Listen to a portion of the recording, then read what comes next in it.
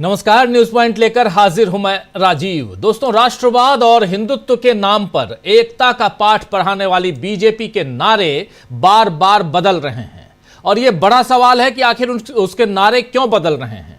आप याद कीजिए कि पहले एक भारत श्रेष्ठ भारत की बात मोदी करते थे।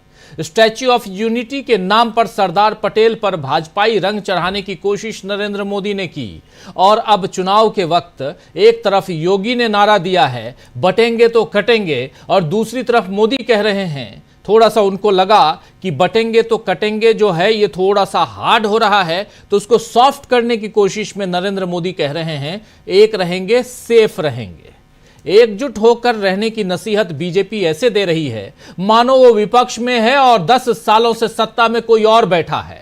पहले हरियाणा चुनाव में योगी ने बटेंगे तो कटेंगे की बात की थी, आपको याद होगा, लेकिन अब महाराष्ट्र में इस नारे को अजित पवार ने ही नकार दिया है और बता दिया है कि महायुति तो पहले ही बट चुका है।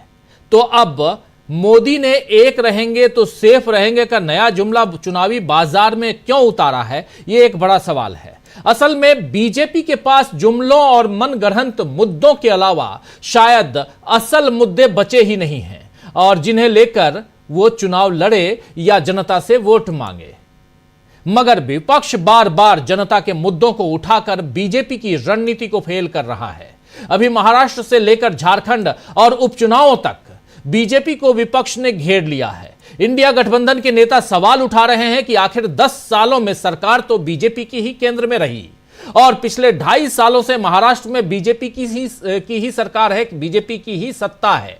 फिर बीजेपी सेफ रहने की बात या नरेंद्र मोदी सेफ रहने की बात क्यों उठा रहे हैं?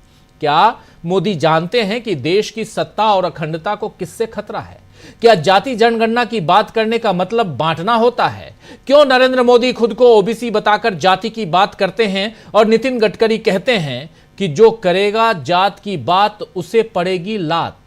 आखिर नितिन गडकरी ऐसा नारा क्यों दे रहे हैं जो कह रहे हैं कि जो करेगा जात की बात उसे पड़ेगी लात? ये नितिन गडकरी ये नारा दे रहे हैं। नरेंद्र मोदी कहते हैं मैं ओबीसी हूं, ओबीसी में कौन बड़ा कौन छोटा, ये सारी बातें हो रही हैं। विपक्ष के ऐसे सवालों के जवाब बीजेपी के पास नहीं है दोस्तों और बार बार उसकी लाचारी सामने आ रही है। इस लाचारी में अपना बचाव करने के लिए बीजेपी अब जांच एजेंसियों को सामने ला रही है। झारखंड में हेमंत सोरेन के सचिव सुनील श्रीवास्तव के ठिकानों पर आज आईटी यानी इनकम टैक्स की रेड हुई। आप जानते हैं कि राहुल गांधी की कल की सिमडेगा और लोहरदगा के रैलियां हुई थी कल इन दोनों जगहों पर, सिमडेगा में और लोहरदगा में। और इन दोनों रैलियों में जहां उन्होंने संविधान के मुद्दे पर बीजेपी को घेरा था और इससे पहले संविधान के मुद्दे पर राहुल गांधी लगातार बीजेपी को घेर रहे हैं। कल संविधान के मुद्दे पर आपने प्रधानमंत्री नरेंद्र मोदी की भी बात सुन ली थी। राहुल गांधी एक तरफ संविधान की बात करते हैं, दूसरी तरफ नरेंद्र मोदी और अमित शाह संविधान पर अपना बचाव करते हुए नजर आते हैं। कल क्या कुछ कहा था राहुल गांधी ने, इसको जरा सुन लीजिए। संविधान के मुद्दे पर जब अपनी बात रख रहे थे, सुनिए। जो आज देश में लड़ाई चल रही है वो दो विचारधाराओं के बीच में चल रही है। एक तरफ इंडिया गठबंधन, कांग्रेस पार्टी, जेएमएम, बाकी पार्टियां और दूसरी तरफ बीजेपी, आरएसएस और उनके साथ जो लोग खड़े हैं। हम संविधान की रक्षा कर रहे हैं, हम संविधान को बचाने की कोशिश कर रहे हैं और वो इस संविधान को खत्म करना चाहते हैं। वो चाहते हैं कि जो पहले था, संविधान से पहले जो था वो हो। हम चाहते हैं कि समाज में समानता हो, एकता हो, भाईचारा हो और देश को संविधान के माध्यम से चलाया जाए। अब ये जो संविधान है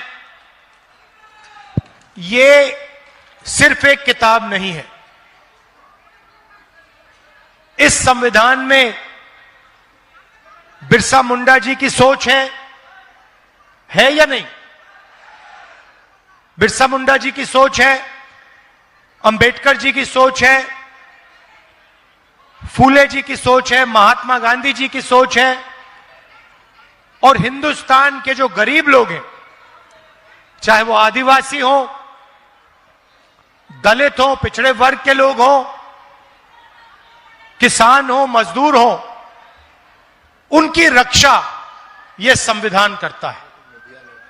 इसीलिए नरेंद्र मोदी जी चाहते हैं, अदानी और अंबानी चाहते हैं कि इस संविधान को खत्म कर दिया जाए, बिरसा मुंडा जी की सोच को दबा दिया जाए, अंबेडकर जी की सोच को खत्म कर दिया जाए।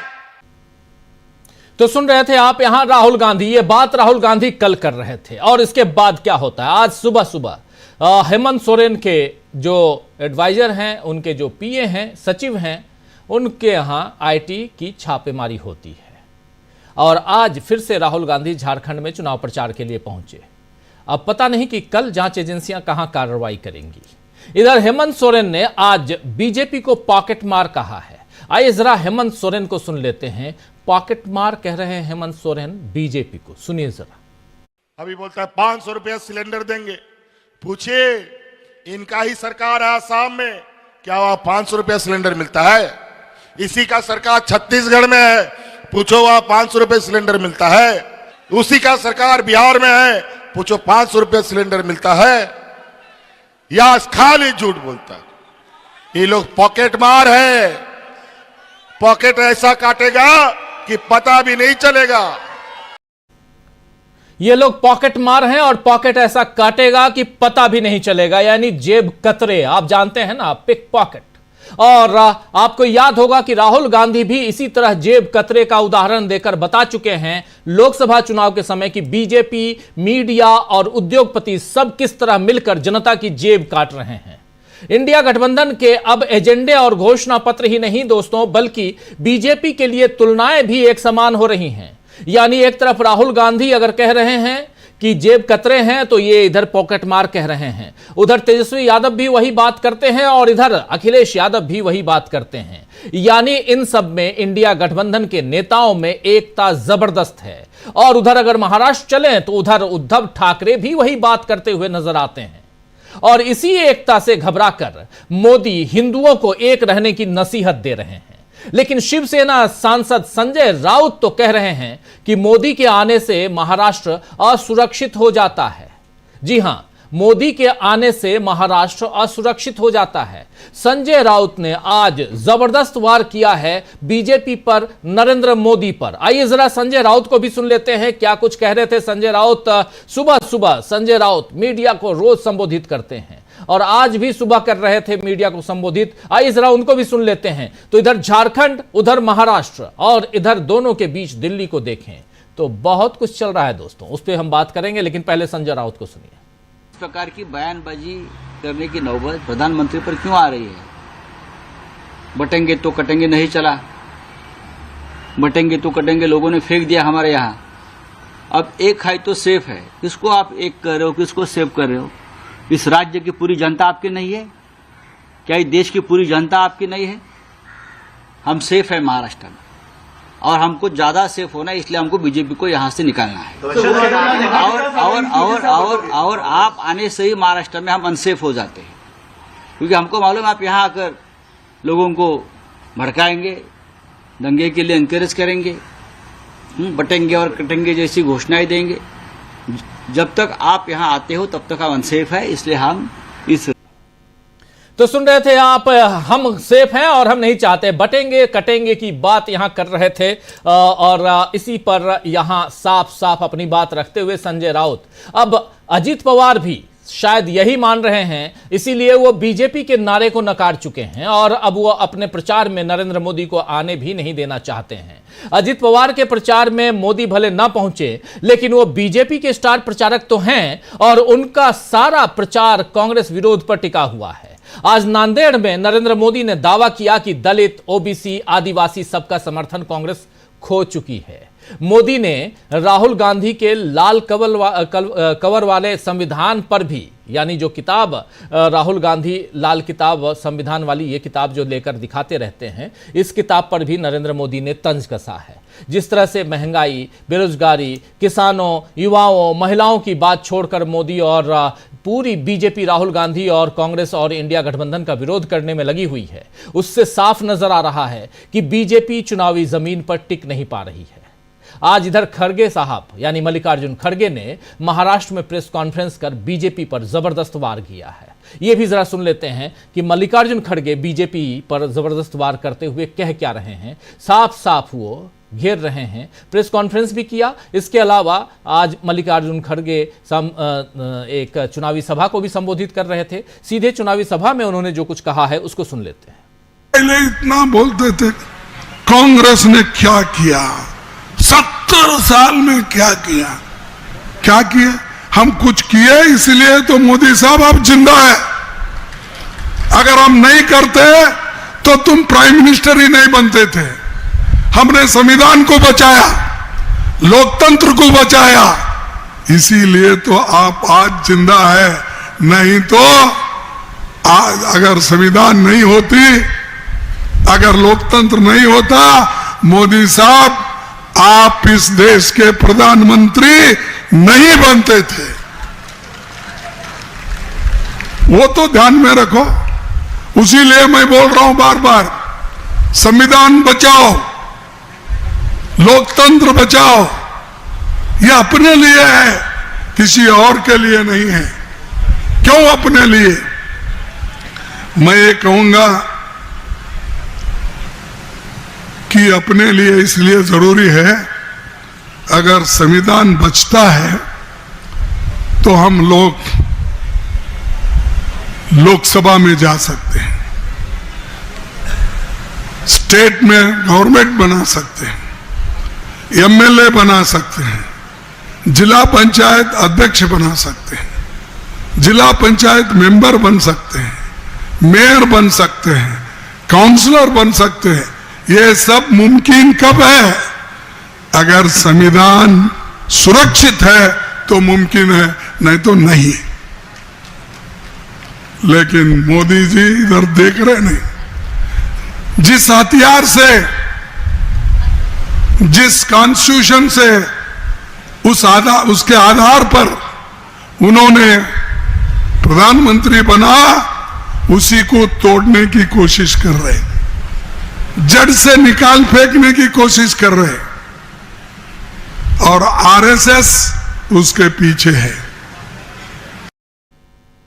तो नरेंद्र मोदी की बात और आरएसएस की बात कर रहे हैं, बीजेपी की बात कर रहे हैं यहां मल्लिकार्जुन खड़गे, और कह रहे हैं साफ साफ कि अगर ये संविधान नहीं होता, अगर ये कांग्रेस पार्टी नहीं होती जिसने संविधान को बचाकर रखा, जिसने इस लोकतंत्र को बचाकर रखा, तो नरेंद्र मोदी आप भी जिंदा नहीं होते, नरेंद्र मोदी आप प्रधानमंत्री नहीं होते। ये तमाम बातें, तमाम चुनौतियां यहां पेश कर रहे हैं अमरावती में यहां मल्लिकार्जुन खड़गे। तो चुनावी रंग में पूरा ये राज्य, महाराष्ट्र हो या उधर झारखंड हो, ये रंग चुका है। और इन सब के बीच नारे जो हैं वो कितने परवान चढ़ रहे हैं। नारों में भी ये बटेंगे तो कटेंगे या एक हैं तो सेफ हैं, पर संविधान को बचाने वाला नारा कितना भारी पड़ रहा है ये समझने की जरूरत है। उधर राहुल गांधी साफ साफ फिर से खटाखट को लेके आ गए हैं। राहुल गांधी कह रहे हैं कि हमारी सरकार आएगी और खटाखट खटाखट आपके अकाउंट में 2,500 रुपए चला जाएगा। आज जब राहुल गांधी उधर झारखंड में थे तो ये बात कह रहे थे। जरा राहुल गांधी को भी सुन ले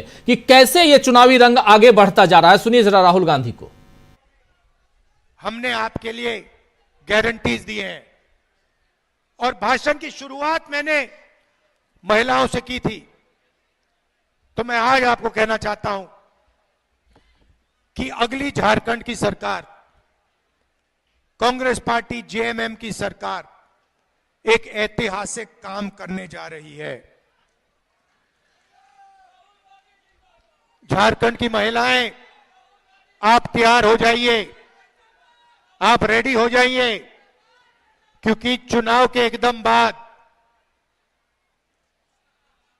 खटाखट खटाखट खटाखट। हमारी सरकार हर महीने, ये देखिए मुस्कुरा रही है, हमारी सरकार हर महीने आपके बैंक अकाउंट में 2,500 रुपए खटाखट खटाखट खटाखट अंदर। महंगाई की चोट आपको लगती है, सरकार का फायदा भी आपको पहुंचना चाहिए। 2,500 रुपए हर महीने आपके बैंक अकाउंट में ठकाठक ठकाठक ठकाठक। 1 तारीख को आप जगोगी, जनवरी फरवरी। तो सुन रहे थे आप, यहां संविधान भी आ चुका है, खटाखट भी आ चुका है, ठकाठक भी आ चुका है, लेकिन उधर नरेंद्र मोदी नए नारों के बीच उलझते हुए क्यों नजर आ रहे हैं? नए नारों में 2 बहुत महत्वपूर्ण बातें। एक, बटेंगे तो कटेंगे, जो उनके ही लोग जिसे नकार रहे हैं। एक है तो सेफ हैं, इसको भी लोग नकार रहे हैं, इसलिए कि आप किससे कह रहे हैं? 10 साल 11 साल से सत्ता पर आप हैं, ये बीजेपी के लोग ही तो सत्ता पे हैं, तो आप विपक्ष में हैं या सत्ता में हैं, पहले ही आप तय कर लीजिए। और इन नारों के बीच जूझते हुए झूलते हुए आप फिर से उसी खटाखट में और इधर संविधान में उलझ के रह गए हैं। और बार बार आप कह रहे हैं वो जो लाल किताब है उसके पीछे सादे पन्ने हैं। ये कह क्या रहे हैं आप नरेंद्र मोदी जी, और कह क्या रहे हैं अमित शाह जी? तो आइए दोस्तों, आज न्यूज पॉइंट में चर्चा करेंगे कि क्या अपने लड़खड़ाते हुए कदम संभालने के लिए बीजेपी ने नए नारों के खूंटे गाड़े हैं, और क्या ये खूंटे बीजेपी को गिरने से बचा पाएंगे? बड़ा सवाल है। क्या मोदी का ये बड़ा सेल्फ गोल है, और अपने ही जाल में कैसे बीजेपी फंस गई है, ये सब समझने की कोशिश करते हैं। आइए, हमारे साथ कुछ वरिष्ठ साथी जुड़े हुए हैं, उन सब से आपका पहले परिचय करवाता हूं, फिर आगे बढ़ते हैं। इस वक्त हमारे साथ देखिए 3 वरिष्ठ साथी जुड़े हुए हैं। हमारे साथ जुड़े हुए हैं इधर प्रोफेसर रविकांत जी, हमारे साथ जुड़े हुए हैं पंकज चतुर्वेदी जी, हमारे साथ जुड़े हुए हैं अमलेंदु उपाध्याय जी। 3 वरिष्ठ साथी हमारे साथ जुड़े हुए हैं। कुछ देर बाद कुछ 6 साथी और जुड़ेंगे, उन सबसे भी आपका परिचय करवाऊंगा। आप तमाम साथी जो हमारे साथ जुड़ चुके हैं, आप सबका भी इस्तेकबाल करता हूं, स्वागत करता हूं। जो जुड़ेंगे उनका भी स्वागत है। सीधे आना चाहता हूं प्रोफेसर रविकांत जी आपके पास। ये संविधान भी है, खटाखट भी है, ठकाठक भी है, और उधर बटेंगे कटेंगे। ये जो बटेंगे कटेंगे कहां गुम हो गया? सेफ है, एक है, सेफ है तक आ गए और संविधान में घूम रहे हैं। ये चक्कर घन चक्कर के चक्कर में राहुल गांधी के नाम पे जो राहुल गांधी कह रहे हैं, नीचे तस्वीरें आप देख रहे हैं, जो तालियां बज रही हैं, ये तालियां तो बटोर के राहुल गांधी लेके जा रहे हैं। और उधर आपने मल्लिकार्जुन खड़गे साहब की चुनौतियां भी देख ली। कहां है यहां पे बीजेपी? क्योंकि इसलिए कह रहा हूं क्योंकि एक तरफ पॉकेटमार से तुलना कर दी उधर हेमंत सोरेन ने, और इधर अजीत पवार कह रहे हैं कि मोदी साहब आप मुझे नहीं चाहिए, मत आइए प्लीज हमारे यहां। चुनाव किस दिशा में जा रहा है रविकांत जी? शुक्रिया राजू जी। देखिए, झारखंड और महाराष्ट्र का चुनाव बेहद अब खास हो गया है। महाराष्ट्र में जो स्थिति है भारतीय जनता पार्टी की, लगता है कि अब उसने सेल्फ गोल कर लिया है। कल या परसों जब आपने ये सवाल पूछा था, उस समय मैंने कहा था कि मुझे अभी बहुत अंदाजा नहीं है कि संविधान को लेकर के महाराष्ट्र में ये नरेंद्र मोदी का सेल्फ गोल होगा या नहीं। इन 2 दिनों के भीतर मैंने महाराष्ट्र में जो बातें पूछी हैं, जो पता किया है, संविधान वाला इशू महाराष्ट्र में, और ये इशू में नहीं जानकारी मिली। महाराष्ट्र में संविधान का मुद्दा पिछले 1 दशक से बेहद खास रहा है। इसलिए जैसे ही नरेंद्र मोदी ने अटैक किया, देवेंद्र फडणवीस ने अटैक किया राहुल गांधी के उस संविधान सम्मान सम्मेलन पर, उसकी रिएक्शन सीधे महाराष्ट्र में दिखाई पड़ रही है, और मुझे लगता है कि इसका सीधा असर आप चुनाव में देखेंगे। दूसरा एक बड़ा फैक्टर है, वो है जो महायुति गठबंधन है, अब वो आपस में ही बहुत ज्यादा उलझा हुआ है। जो अजित पवार हैं, वो तो सीधे तौर पर योगी आदित्यनाथ का जो अभी का स्लोगन है, जिसको ये पहला स्लोगन है शायद, जिसको नरेंद्र मोदी ने भी एक्सेप्ट किया है और वो बराबर उसको हर जगह कह भी रहे हैं।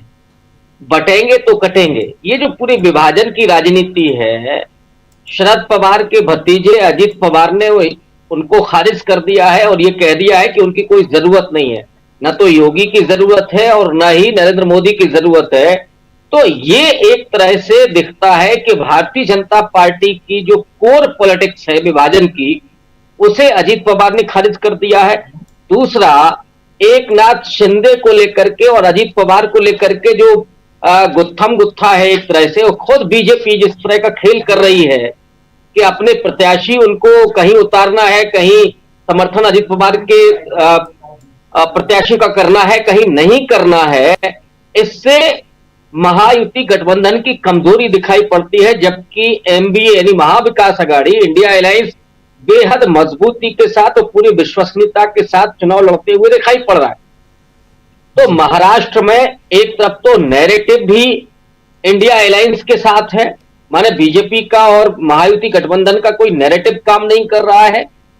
दूसरी तरफ महायुति गठबंधन में अंदर खाने बहुत तनाव भी दिखाई पड़ रहा है, जबकि एमबीए में एकजुटता है। तो महाराष्ट्र का चुनाव अभी मैं कह सकता हूं कि वो इंडिया अलायंस यानी महाविकास अघाड़ी की तरफ झुका हुआ है। झारखंड में भारतीय जनता पार्टी कोशिश कर रही है कि किसी तरीके से वो आदिवासी बनाम पॉलिटिक्स वहां पे करें। जो हेमंत सोरेन हैं वो सरना धर्म कोड लेकर के आए हैं और उसकी बात कर रहे हैं, जबकि भारतीय जनता पार्टी इसे एक इमोशनल कार्ड के तौर पर जो नॉन आदिवासी हैं उनमें लेकर के जाना चाहती है। लेकिन मुझे लगता है कि झारखंड की पॉलिटिक्स में यह संभव नहीं है।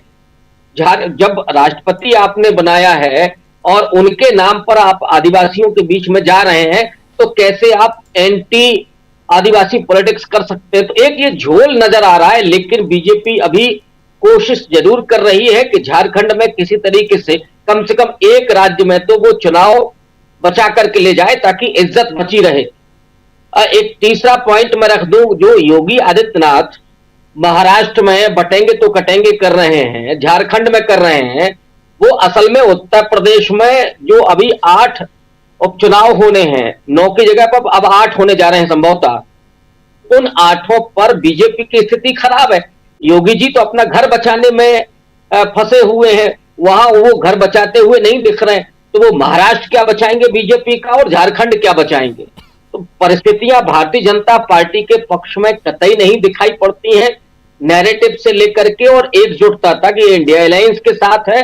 अब कुछ चीजें ऐसी हैं जैसे बीजेपी के पास चुनावी मशीनरी है, चुनाव आयोग है, ईवीएम है, ये जरूर एक चैलेंज है। और मुझे लगता है कि अगर इसमें इंडिया अलायंस ने थोड़ा संजीदगी दिखाई और वो इसकी रखवाली करके ले गए, अपने वोटर्स की रखवाली और अपनी ईवीएम की रखवाली, चुनाव आयोग के सामने खड़े रहे डट करके, तो मुझे लगता है कि इन दोनों राज्यों में भारतीय जनता पार्टी कमजोर विकेट पर आपको दिखेगी। मैं अभी ये नहीं कह रहा हूं कि नतीजा क्या होने जा रहा है, लेकिन इसमें कोई दो राय नहीं है कि बीजेपी उस पोजीशन में नहीं है जिस तरह से वो मध्य प्रदेश में रही है या गुजरात में रही है। इन दोनों ही राज्यों में वो कमजोर विकेट पर है।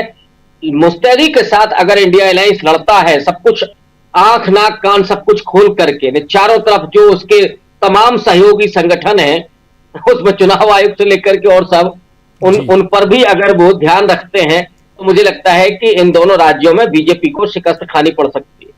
जी बिल्कुल, ये 2 राज्य हैं, दोनों राज्यों में झारखंड और महाराष्ट्र, दोनों राज्य बहुत इंपॉर्टेंट है। इन दोनों राज्यों में बीजेपी बहुत मुश्किल में है।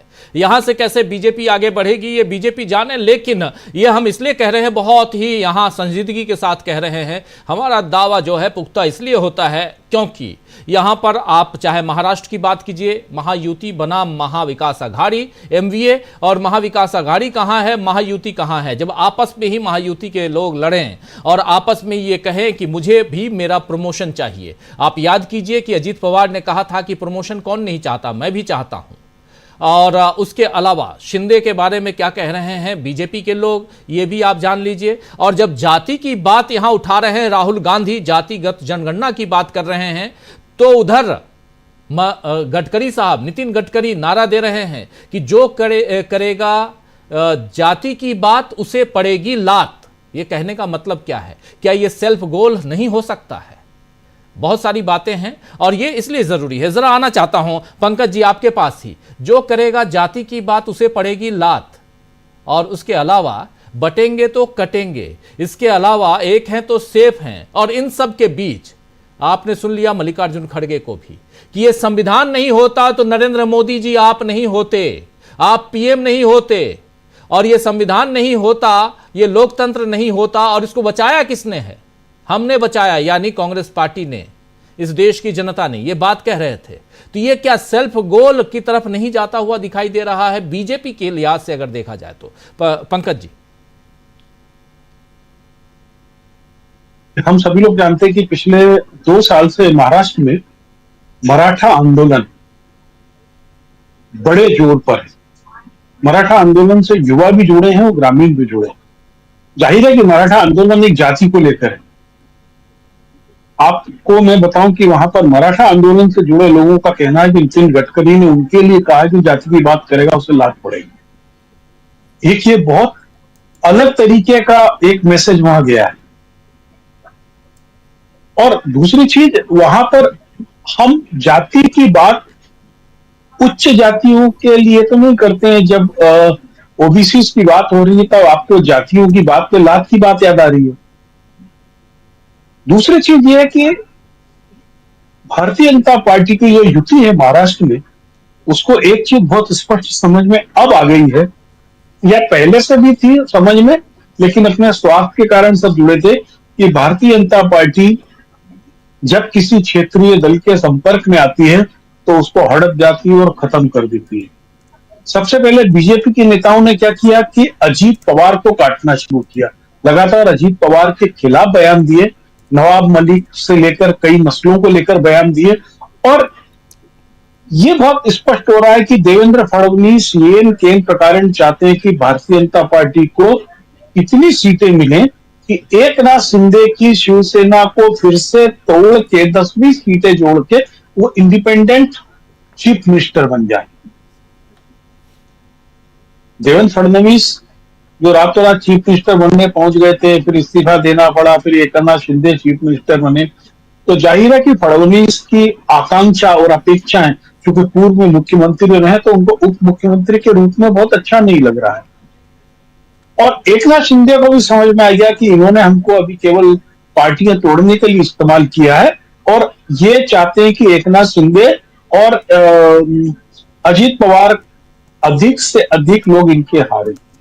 देखिए, जो फील्डिंग की है दोनों गुटों ने, यानी चूंकि पहले टिकट शिंदे फडणवीस समूह ने घोषित किए थे, अधिकांश सीटों पर जहां पर शिवसेना एकनाथ शिंदे चुनाव लड़ रही है, वहां पर विपक्ष में शिवसेना उद्धव ठाकरे है। जहां पर एनसीपी अजीत पवार चुनाव लड़ रहे हैं, वहां पे 90% सीटों पे शरद पवार एनसीपी लड़ रही है। यह बहुत स्पष्ट है कि इन दो पार्टियों का अस्तित्व इस चुनाव पे में लगभग दांव पर है, जबकि भारतीय जनता पार्टी ने अपनी सेफ सीटों पर अपने खिलाड़ियों को खड़ा किया है। यह चीज धीरे धीरे एकनाथ शिंदे और अजीत पवार को समझ में आ रही है, और इनके बीच में अलग किस्म की व्याकुलता है। वहां पर जो हमारे मित्र लोग पत्रकार देख रहे हैं, चुनाव को काम कर रहे हैं, वो कह रहे हैं कि उनके यहाँ इलेक्शन स्कैटर्ड है, यानी कि यदि एकनाथ शिंदे की सभा चल रही तो उसके अंदर बीजेपी या बीजेपी के कैंडिडेट की बात ही नहीं कर रहे हैं। जबकि इसके विपरीत जो महाविकास अघाड़ी है, उसमें उद्धव ठाकरे हाथ के पंजे पे मोहर लगाने को बोल रहे हैं, शरद पवार मशाल पे लगाने को बोल रहे हैं, और राहुल गांधी तीनों दलों को साथ में लेकर चुनाव प्रचार करें जी। एक सबसे बड़ा चीज है कि भारतीय जनता पार्टी में महाराष्ट्र में अंदर के स्तर पर बहुत बड़ी एक गुटबंदी है, गडकरी का गुट और मोदी के गुट को लेकर। मोदी के गुट में बहुत सारे गुजराती और नॉन महाराष्ट्री हैं, और जो ये इंटरनल इन फाइट है उनकी, वो ग्राउंड पे दिखाई दे रही। जबकि पहले ऐसा लग रहा था कि कांग्रेस में बहुत सारी गुटबंदी महाराष्ट्र में होगी, लेकिन जैसे जैसे चुनाव ने आकार लिया, कांग्रेस लगभग गुट बाजी से शून्य है और तीनों दलों के बीच में इतनी अच्छी अंडरस्टैंडिंग है कि इनके कार्यकर्ता साथ में चुनाव प्रचार करते दिख रहे हैं। अभी तक की स्थिति यह है, उससे ये बहुत स्पष्ट है कि पैसा खर्च करने में भले ही भारतीय जनता पार्टी आगे हो, लेकिन ग्राउंड लेवल पर चुनाव प्रचार करने में अभी भी, जो हरियाणा में हुआ था, हरियाणा में कांग्रेस में बहुत बड़े स्तर पर गुटबाजी थी और ईवीएम के अलावा जो एक मुद्दा हम कांग्रेस के खिलाफ बोल सकते हैं वो वहां की स्थानीय स्तर की गुटबाजी और नेतागिरी को लेकर था। लेकिन ऐसी गुटबाजी और नेतागिरी महाराष्ट्र में अब कांग्रेस में नहीं है, लेकिन ऐसी बीजेपी में जी। जहां तक हम झारखंड की बात करते हैं, झारखंड में आप देखिए कि झारखंड में भी जो इंडिया गठबंधन है उसके अंदर वाम दल, सीपीआई-एमएल खासतौर, जेएमएम और कांग्रेस और आरजेडी की वजह, वो लोग एक साथ प्रचार कर रहे हैं। शुरुआत में थोड़ा जरूर है, मेरे हिसाब से सभी का अपना अपना राजनीतिक दल है, वो अस्तित्व को लेकर बता हमको ज्यादा सीट चाहिए, कम सीट चाहिए, लेकिन वो सभी मुद्दों को इतनी वाइजली कांग्रेस ने उत्तर प्रदेश के उपचुनाव में अपने को पूरी तरीके से अलग हटाकर बोल दिया कि हम सबको समर्पण करने को तैयार है। और वो उनका गणित इतना तगड़ा रहा है। और सबसे बड़ी चीज है कि पिछले एक साल से हिमंता शर्मा केवल एक मुद्दे को प्रचार कर रहे हैं, बांग्लादेशी घुसपैठिए, आदिवासियों की जनसंख्या कम होना, हिंदू राष्ट्र का खतरा, और धीमे धीमे धीमे धीमे देखा कि वो तो मुद्दा काम ही नहीं कर रहा है। जी। झारखंड का जो आदिवासी है वो कंपेरेटिवली एजुकेटेड है और वो जागरूक है। उसने सवाल करना शुरू किया कि भाई जब जिस राज्य की हमारी सीमा ही नहीं लगती है बांग्लादेश से, तो घुसपैठी आ रहे हैं तो किसके कारण आ रहे हैं? और हिमंता शर्मा जो देश के सबसे बड़े घुसपैठियों के राज्य का मुख्यमंत्री, उन्होंने पिछले 6 साल में कितने घुसपैठियों को निकाल दिया। यदि हम सर्बानंद सोनोवाल की सरकार को भी गिन ले तो ये कितने घुसपैठियों को बाहर कर पाए। और देखिए दुर्भाग्य है कि जो कटेंगे जो बटेंगे जो नारा था, जो आरएसएस ने आदित्यनाथ के थ्रू देने की कोशिश की थी, वो पहले चरण में ही गिर गया। एक ये सेफ है नारा अभी तक पोस्टर पे नहीं आया। देखिए जो लोग भी स्कूल गए इस देश में, जो कक्षा 5 तक भी पढ़े हैं, उन्होंने सबसे पहला शब्द यही पढ़ा है, अनेकता में एकता भारत की विशेषता, डाइवर्सिटी इज अवर ब्यूटी। हमें एक रंग की दीवार, एक तरीके के फूल का बगीचा नहीं चाहिए, हमारी विविधता ही हमारी खूबसूरती है। और कभी भी इस विविधता में कटने की बात हुई नहीं है। यदि एक बगीचे में 1000 किस्म के फूल लगे हैं, 500 किस्म की तितलियां हैं, 2000 जाति धर्म के अलग अलग बच्चे घूमने आते हैं, तो वो बगीचे को खूबसूरत बनाते हैं। न वहां कोई किसी को काटता है। ये जरा ये ट्वीट को देख जी, मैंने देखा है वो। देखिए एक ही तो सेफ, ये एक्चुअल एक ही तो सेफ है, एक ही तो सेफ है। दोस्तों समझ लीजिए इनके पीछे कौन है। हाँ, इनके पीछे जो हैं जिनको सेफ रख रहे हैं नरेंद्र मोदी, उनका चेहरा हल्का दिख रहा है। और ये कांग्रेस ने ट्वीट किया है, एक ही तो सेफ है। जी, एक ही तो सेफ है ना। तो जाहिर है कि हमारे देश की खूबसूरती विविधता में, और विविधता कभी भी आपको न तो नुकसान पहुंचा रही है न तोड़ रही है। हम लोग दशकों से नहीं, सदियों से नहीं, पीढ़ियों से विविधता के साथ नहीं रहते आए। तो ये इनके नारे दुर्भाग्यपूर्ण रूप से इनको बैकफायर कर रहे हैं हर जगह। महाराष्ट्र में बहुत जबरदस्त बैकफायर किया है इस चीज को लेकर। और चूंकि झारखंड और बिहार मंडल की जमीन रही है, जहां पर ओबीसी का अपना एक नजरिया रहा है, ओबीसी वहां पर उस तरीके से मजबूत हुए हैं उसके जरिए, तो वहां पर यदि कोई जाति जनगणना की बात करता है या ओबीसी के एटीट्यूड की बात करता है, तो यदि कोई उसके विरोध में बोलता है तो मान के चलो कि वो अपनी लिए खुद अपने पैर पे कुल्हाड़ी मार रहा है। और झारखंड में जो मेरे एक खूबसूरती है, कल्पना सोरेन जिस तरीके से उभरी है, कम्युनिकेट कर रही है, लोगों से बातचीत कर रही है, उसका जो भाषण होता है वो लोगों से बातचीत का जो होता है वो जबरदस्त उसका असर है। मुझे लगता है कि वो एक सबसे बड़ी स्टार बन के उभरी है। यदि झारखंड में इंडिया गठबंधन की सरकार बनती है तो उसकी बहुत बड़ी भूमिका कल्पना सोरेन की होगी। वो कल्पना सोरेन का अपना ग्लैमर वहां पर, खासतौर पर ट्राइबल वुमेन्स में, वहां पर लोगों ने पूछा कि भारतीय जनता पार्टी तो 4,000 रुपए देने की बात कर रही है, तो आप उसको वोट दोगे कि 2,500 वालों को? तो औरतें कहती कि अभी तो जो हमको दे रहा है 1,000 रुपए, हम उस पर भरोसा करते हैं, जिसने अभी तक दिया ही नहीं उस पर क्या भरोसा करें। बिल्कुल। और दूसरा, हेमंत सोरेन की बात बहुत कम्युनिकेट की गई कि भाई जो मध्य प्रदेश शिवराज सिंह चौहान या हिमंता आ रहे हैं, क्या उनने अपने राज्य में 500 का सिलेंडर दिया है जो यहां देने को आएंगे? भाई आपने अपने राज्य में नहीं किया तो यहां का क्या वादा कर रहे हो आप? तो ये कुछ चीजें हैं। प्रचार में एक ही तरीके की बात जो जिस प्रकार से इंडिया गठबंधन से हो रही है, एक ही मुद्दों को उठाया जा रहा है और साझा तरीके से उठाया जा रहा है। कल्पना सोरेन पप्पू यादव के साथ में अजय कुमार का प्रचार करती है तो हाथ में हाथ का पंजा लिए होती है, और उधर अजय कुमार और पप्पू यादव इस तरफ जाते हैं तो धनुष बाण को लेकर प्रचार करते हैं। ये बहुत खूबसूरती से इनका बेटर कोऑर्डिनेशन से प्रचार चल रहा है वहां पे, और मुझे लगता है कि वहां पर एनडीए को संकट में होगा, क्योंकि एनडीए के वहां पर कोई बहुत बड़े सहयोगी दल नहीं है।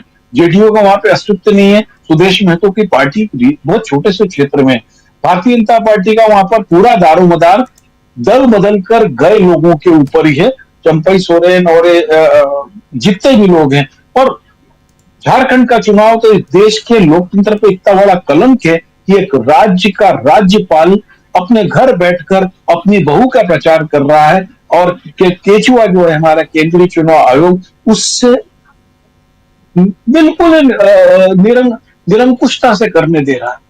जी बिल्कुल, जी बिल्कुल बिल्कुल आप सही कह रहे हैं। झारखंड में देखिए मजेदार है, चंपई सोरेन और उनके बेटे बाबूलाल सोरेन दोनों को टिकट, और दोनों चुनावी मैदान में हैं। पूर्व मुख्यमंत्री और अभी ओडिशा के राज्यपाल रघुवर दास, उनकी बहू को, छत्तीसगढ़ की रहने वाली हैं, उनकी बहू को टिकट, और अपनी बहू के प्रचार में भी आए थे वो। फिर आप देखिए पूर्व सीएम मधु कोड़ा की पत्नी को उम्मीदवार बीजेपी ने बनाया, पूर्व सीएम अर्जुन मुंडा की पत्नी को भी टिकट। ये सब जो है, ये सब इतने एक नहीं 5-5 कद्दावर ऐसे नेता जिनके सहारे बीजेपी है। लेकिन क्या बीजेपी की नैया झारखंड में पार लग पाएगी, एक बड़ा सवाल है। ये सैलाब देखिए, ये जन सैलाब है। ये आप जो देख रहे हैं स्क्रीन पे हमारे चारों साथियों के नीचे, ये कल्पना सोरेन की रैली है झारखंड की, ये कल्पना सोरेन की रैली है। हम जो दोस्तों जो धरातल पे है, जो जमीन पे है, वही दिखाते हैं। जमीन पे यही दिख रहा है। अब इसके बाद ये केचुआ या केंद्रीय चुनाव आयोग या चुनाव आयोग या राजीव कुमार क्या गुल खिलाते हैं, ये जो लोग चुनाव लड़ रहे हैं वो जाने। हमारा काम है जो जमीनी स्तर पर है, जो हकीकत है, वो हम आप तक रख देते हैं। आप ये कहेंगे कि आप तो हरियाणा में भी ये बता रहे थे, आप तो वहां भी ये बता रहे थे। हम जो बताते हैं, जो देखते हैं, वही बताते हैं, कोई बिना लाग लपेट के, टू दी पॉइंट। और वही टू दी पॉइंट यहां हम न्यूज पॉइंट में बात भी करते हैं। हमारे साथी धनंजय कुमार जी जुड़ गए हैं, और जरा धनंजय जी क्या गुल खिला रहे हैं आप उधर महाराष्ट्र में? भाई यहां तो बिल्कुल महाराष्ट्र में उधर अजीत पवार कह रहे हैं नहीं जी मुझे नहीं चाहिए, दूसरा कह रहा है नहीं मुझे भी नहीं चाहिए, तीसरा कह रहा है मुझे तो सीएम ही बनना है। और इन सब के बीच उधर 83 साल के खड़गे साहब ललकारते हुए नजर आ रहे हैं और कह रहे हैं कि ये हम हैं जिसके कारण आप हैं प्रधानमंत्री आज। लेकिन जनता क्या कह रही है धनंजय जी, आप तो धरातल पे हैं? कह रही है कि बीजेपी को हटाओ, जनता कह रही है कि मोदी जी से निजात दिलाओ, जनता कह रही है कि ये झूठे लोग हैं, झूठ बोलने में पीएचडी से आगे कोई पढ़ाई पढ़ ली है। कितना झूठ बोला जा सकता है आप कल्पना नहीं कर सकते। मतलब आप जो सच बोल रहे हैं उसको भी झूठ में तब्दील कर देने वाली मशीन है इनके पास, और लगातार झूठ बोल रहे हैं। अभी देखिए नागपुर में जो सभा हुई और उसमें संविधान सम्मान समारोह हुआ, उसमें क्या कह रहे हैं, संविधान का रंग बदल दिया। ये जो मोदी जी जो माथे पे लगाए थे वो संविधान का रंग क्या है उनको याद नहीं रहता है। संविधान के भीतर जो शब्द लिखे हैं वो इंपॉर्टेंट है या संविधान का रंग इंपॉर्टेंट है? और संविधान का रंग कैसे बदल दिया? संविधान के भीतर जो लिखा उसको दिन रात तोड़ रहे हैं। एक ही अनुच्छेद की बात करूं जिसमें कहा गया है कि हम जाति, धर्म, लिंग, भाषा के आधार पर भेदभाव नहीं करेंगे। ये डेली प्रधानमंत्री से लेकर मुख्यमंत्री, अभी जो पंकज भाई बोल रहे थे, हर आदमी मिलके जो है जहर फैला रहा है सांप्रदायिकता का, धर्म के खिलाफ ही बात कर रहा है। ये कह रहे हैं, ये झूठ देखिए, इसमें भी देखिए, मुस्लिमों को आरक्षण नहीं होगा। अरे मुस्लिमों को आरक्षण तो तुमने ही दिया है। किसने दिया है? कर्नाटक में किसने दिया? या देश के अलग अलग हिस्सों में जहां है, जब ये बीपी सिंह की सरकार आई थी तो ये साथ खड़े थे कि नहीं थे? उसके अलावा संविधान को लेकर के जो बात कर रहे हैं, जो नोटबुक दिया गया था, नोटबुक के कवर पे अगर लिखा है भारत का संविधान और उसके अंदर लिखा हुआ प्रवेशिका है, जो उद्देशिका है, और उसके अंदर वो नोटबुक है, नोटबुक का मतलब क्या होता है? तो ये जो है इनके पास इतना बड़ा एक नेताओं का समूह है। मैं कल एक जगह अपने ही प्रोग्राम में बोल रहा था कि मोदी जी कहें कि गधा उड़ रहा है तो सारे भाजपाई गधा उड़ा देंगे, बोलेंगे विलक्षण गधा आया स्वर्ग से उतर करके, और ये उड़ता है। और ये जितना मीडिया है, गटर मीडिया, वो सब उड़ता हुआ स्केच बना देगा, एनिमेशन बना देगा, देखिए गधा ऐसे उड़ता है। लेकिन हमारे राहुल गांधी जी के साथ ये होता है कि ये अगर बोले कौवा उड़ रहा है तो इनके अपने नेता भी लगता है नहीं, कौवा कैसे उड़ेगा, अभी उड़ने का टाइम नहीं है, रात हो रही है, 10 बजे कौवा थोड़े उड़ेगा। तो ऐसे भीड़ है। तो झूठ बोलने की मशीन आप पैदा कर सकते हो, आप अपने नेताओं को सच पे रख करके खाली इनसे लड़ाई नहीं लड़ सकते हो। अभी देखिए एक वीडियो बड़ा वायरल हो रहा है अखिलेश यादव का। अखिलेश यादव कह रहे हैं कि अपने 18,000 लोगों के सबूत दिए इलेक्शन कमीशन ऑफ इंडिया के, ये देखिए इनके नाम काट के आपने जब दिए हैं 18,000 एफिडेविट के साथ। उसमें ज्यादातर लोग जो है यादव और मुस्लिम थे, जो संभावित होते हैं समाजवादी पार्टी के वोट करता, वोट देने वाले लोग। लेकिन ईसीआई ने कुछ नहीं किया। अभी ट्विटर पे आप जाइएगा, एक्स पे, तो भक्त जो है, भक्त मंडली बोल रहा है कि अरे ये झूठ बोल रहा है, अरे ये जो है मरे हुए लोगों का दे रहा होगा, अरे ये जो चले गए पलायन करके उनका दे रहा है। आरएसएस का पूरा एजेंडा क्या है? आरएसएस का एजेंडा है सच को बाहर कर देना, संविधान को बाहर कर देना, उसके अलावा न्याय व्यवस्था, कानून व्यवस्था सबको खत्म कर देना। जो ये कहें वही सही है, क्योंकि ये चिल्ला चिल्ला के बोलेंगे। जातिवाद कौन फैला रहा है? मोदी जी क्या बोल रहे हैं महाराष्ट्र करके? जातिवाद कांग्रेस फैला रही है। कैसे फैला रही है? जाति के नाम, ये जो आरक्षण है वो जातिवाद है। आरक्षण जो है वो जातीय भेदभाव खत्म करने के लिए है। राहुल गांधी लगातार कह रहे हैं कि जाति गणना करवाइए, जाति गणना करवाइए, जाति गणना करवाइएगा तो पिछड़ों के 50% से ज्यादा आरक्षण होंगे। इनको सबसे ज्यादा बेचैनी है आरएसएस को इस बात से कि जाति गणना होगी तो पिछड़ों के आरक्षण प्रतिशत बढ़ाने पड़ेंगे। अभी 27% में निपटाया हुआ है। झारखंड में यही कर देते हैं, 14% कर देते हैं। ये क्यों करते हैं? और ये देखिए, ये पूरा का पूरा इनका एजेंडा जो है ये केवल झूठ पे टिका हुआ है। और सत्ता में बैठे हैं तो आप केंचुआ बना दीजिए, क्या बना दीजिए, इस आप जो है इस ये जो मशीन है उसको हैक कर लीजिए, फलाना कर लीजिए, आप डराइए, धमकाइए, एक ही बात हिंदू मुसलमान कीजिए। ये करके जो कर रहे हैं, इससे लड़ना जो है, कैसे लड़ेंगे आप? लड़ने का तरीका एक तो है कि जो राहुल गांधी कर रहे हैं, सच बोल करके लड़िए, लेकिन सच की आवाज ज्यादा तेज करनी पड़ेगी। जो कांग्रेस पार्टी के नेता हैं वो क्या कर रहे हैं? जो बोल रहे हैं खड़गे साहब, खड़गे की बात को कितने लोग बोल रहे हैं? मीडिया में किस तरह से उस पर बात की जा रही है? कहीं आप सुनते हैं खड़गे साहब जो बोल रहे हैं उस पर मीडिया में बात हो रही है? और जितना गटर मीडिया है पूरा इसी में लगा हुआ कि मोदी जी के झूठ को कैसे और बढ़ा चढ़ा करके प्रचारित किया जाए। वो चाहे वो झारखंड में देखिए, झारखंड में जिस तरह से बात कर रहे हैं ये हेमंत सोरेन, जिस तरह से कल्पना सोरेन के सभाओं में भीड़ आ रही है, अद्भुत भीड़ है। अभी एक देख रहा था मैं वीडियो, ये अमित शाह जी बोल रहे थे, मुझे लगता है 2000 लोग नहीं थे।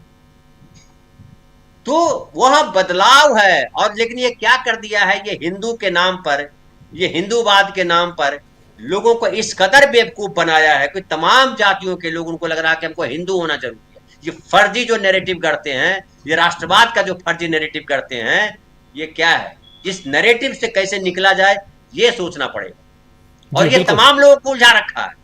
ये अच्छा एक और काम कर रहे हैं, ये सबको पैसे देते हैं, पैसे की कमी इनके पास है नहीं, ये पैसे पे सबको खरीद रहे हैं, इतना विज्ञापन दे रहे हैं। आप देख रहे हैं कितना विज्ञापन दे रहे हैं, किस तरीके का विज्ञापन दे रहे हैं, और झूठ विज्ञापन में झूठ परोस रहे हैं। ताज्जुब की बात तो ये है, जो विज्ञापन दे रहे हैं पेज भर भर के, उसमें भी झूठ फैला रहे हैं। उसमें कह रहे हैं कि जातिवाद और जाति भेद, जातिवाद खत्म करने के लिए जाति भेद को खत्म करना पड़ेगा। जाति भेद को खत्म करने के लिए आपको जाति गणना कर देनी पड़ेगी और उसके आधार पर संसाधनों का बंटवारा करना पड़ेगा। ये 4 बिना स्टेप लिए कैसे करोगे? देश में बदलाव लाओगे आप। लेकिन ये न्याय व्यवस्था और कानून व्यवस्था, उत्तर प्रदेश में देख लीजिए, हमारे साथी बैठे हुए उत्तर प्रदेश के, कहीं न्याय व्यवस्था कानून व्यवस्था को दिखाई पड़ती है?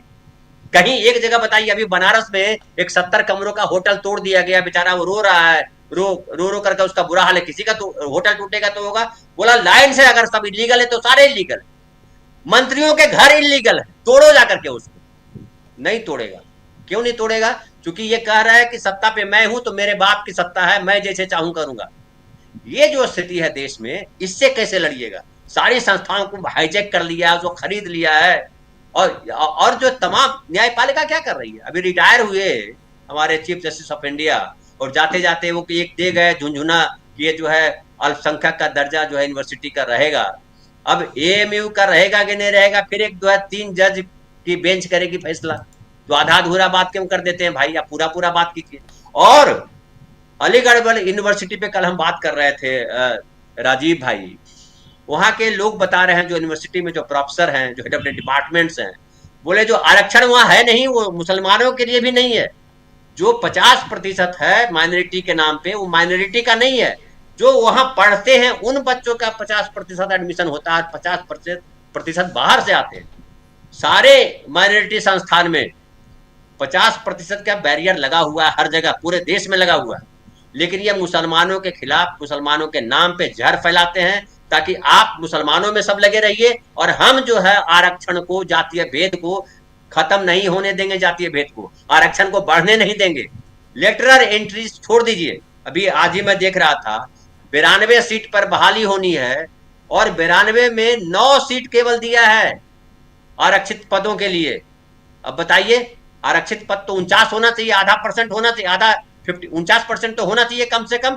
10% और ऐड कर दीजिए ईडब्ल्यूएस, तो तरीके से तो होना चाहिए 59%। लेकिन ये कर क्या रहे हैं? ये हर जगह बेईमानी कर रहे हैं, और कीला ठोक के बेईमानी कर रहे हैं, छाती ठोक करके बेईमानी कर रहे हैं। झूठ बोलने में महारत हासिल है। अभी जो अमित शाह जो बोल करके आए हैं, ये भ्रष्ट पार्टी। अरे भ्रष्ट, तुमने तो यार कहा था कि भ्रष्ट है। हेमंत सोरेन को 5 महीना जेल में रखा, कहीं कुछ साबित नहीं कर पाए। क्या किया? किसको साबित कर पाए? किसको भ्रष्ट बता पाए आप? और भ्रष्टाचार करने वाले आपके साथ बैठे रहते हैं लोग, अब उनको मंत्री बना देते हो, उनको अपने साथ। अब चंपई सोरेन को ज्ञान आ गया अभी कि हाँ यहाँ पे घुसपैठ हो रहा है। अरे घुसपैठ हो रहा है तो नागरिक बनाने का काम कौन करता है? अमित शाह बोल रहा है पटवारी करता है। बताइए, पटवारी नागरिक बनाता है? तो बॉर्डर पे क्यों आपने बॉर्डर सिक्योरिटी फोर्स रखा हुआ है? क्यों होम मिनिस्टर बने हुए हो आप? होम मिनिस्टर की जिम्मेदारी है कि नहीं है कि घुसपैठिया आए या ना आए? आप 2000 से 24 आ गया, 24 साल सरकार रही। 24 साल में सबसे ज्यादा सरकार किसकी रही? बीजेपी की सरकार रही। कैसे घुसपैठिए आए? कितने घुसपैठिए आए? किसको निकाला? ये आपका पास डेटा है? गृह मंत्रालय के पास तो डेटा होना चाहिए था। क्यों नहीं डेटा है आपके पास? क्योंकि आपको झूठ बोलना। कल एक बड़ा अच्छा बोला हमारे एक साथी ने कि एनडीए का मतलब होता है not data available, no data available. Available data हम नहीं देंगे, इसी को एनडीए कहते हैं। एकदम उसी पे चल रहा है। मतलब जो मुंह से बोलेंगे उसको सच मान लीजिए, बाकी किसी चीज को सच मत मानिए। इनका इतिहास अपना इतिहास है। तो इससे लड़ने की रणनीति ढूंढनी पड़ेगी विपक्ष के नेताओं। बिल्कुल, जब तक इनसे उस तरह से लड़ेंगे नहीं, टिट फॉर टैट जवाब नहीं देंगे, तब तक मुझे मुश्किल लगती है। लेकिन महाराष्ट्र में स्थिति जो है वो बेहद विपरीत है बीजेपी के। अभी जो भाई साहब बता रहे थे, पंकज भाई, कि वो बड़ा सही बोल रहे थे कि एनसीपी से लड़ रहा है, शिवसेना से लड़ रहा है, और ये अलग खड़ा हो रहे हैं। लेकिन ये अलग नहीं है भाई साहब, ये भी लड़ रहे हैं। कांग्रेस इनके सामने खड़ी है, और कांग्रेस इनको छक्के छुड़ा देगी। अभी 9 सीट तो कम से कम बीजेपी का आ गया था ना लोकसभा में, और उसमें बड़ा योगदान है शिंदे गुट का। इस बार वो भी नहीं होने वाला है। भारी फजीहत इसलिए देखिए महाराष्ट्र में बहुत कम आ रहे हैं ये लोग बकवास करने के लिए, अभी लगे हुए हैं झारखंड पे, यहाँ भी आके झूठ ही बोलेंगे, झूठ के अलावा कुछ बोलते नहीं है। अब इस झूठ से कैसे लड़ा जाए ये नागरिकों को सोचना है। बिल्कुल आप सही कह रहे हैं जी मराठा को इन्होंने आरक्षण दिया नहीं, जरांगे पाटिल जो है उन्होंने उम्मीदवार खड़े किए थे, वापस ले लिए कि हमको नहीं खड़ा करना है, क्योंकि शरद पवार सबसे बड़ा मराठा नेता है, और ये हिंदूवाद के नाम पे जो जहर फैला रहे हैं शिवाजी के नाम पे तो बिल्कुल नहीं कर सकते। उद्धव ठाकरे ने बहुत सही ट्रैक लिया है।